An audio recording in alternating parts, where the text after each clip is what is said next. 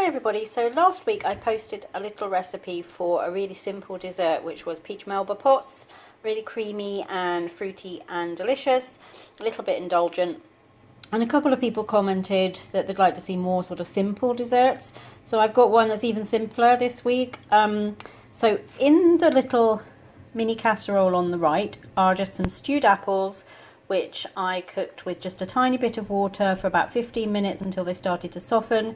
I then stirred through a little bit of cinnamon and some brown sugar.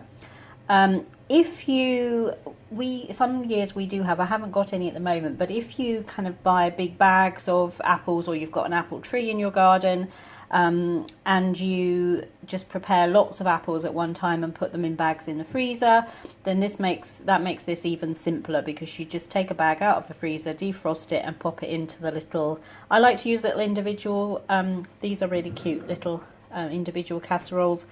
I think I got them from Amazon. If I did, I will put the link in the wherever I got them from. I will put the link down below, but these are lovely. We've got 4, so we've got blue and green and orange and red, I think the other 2 are.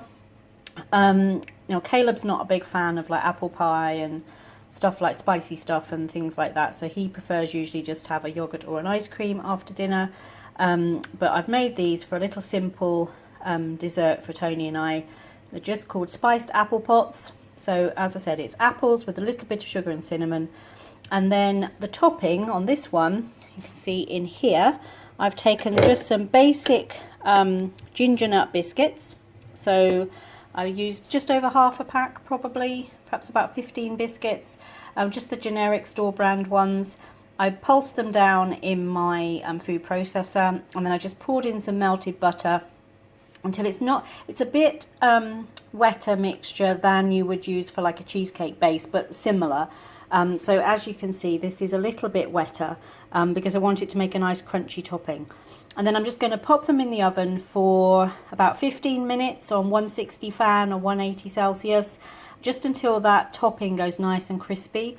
And then you've got your apples bubbling underneath. And then you could have it with cream, custard, ice cream. I think I'm going to have a little bit of creme fraiche with mine after dinner tonight. But I'll show you what they look like when they come out of the oven.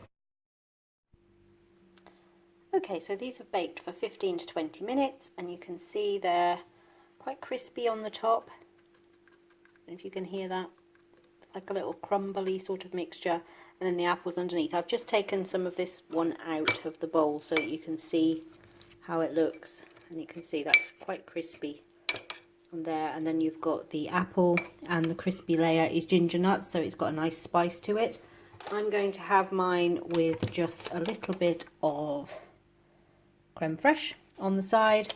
Yeah, really looking forward to this to finish off our Sunday evening. And you could make this as many portions as you want, depending on how many apples you use. If you were making 4 portions, you'd probably need a whole sleeve of ginger snap biscuits. But you could make even a single serving of this if you just had a little bit of apple and just wanted to make something a bit different for a pudding.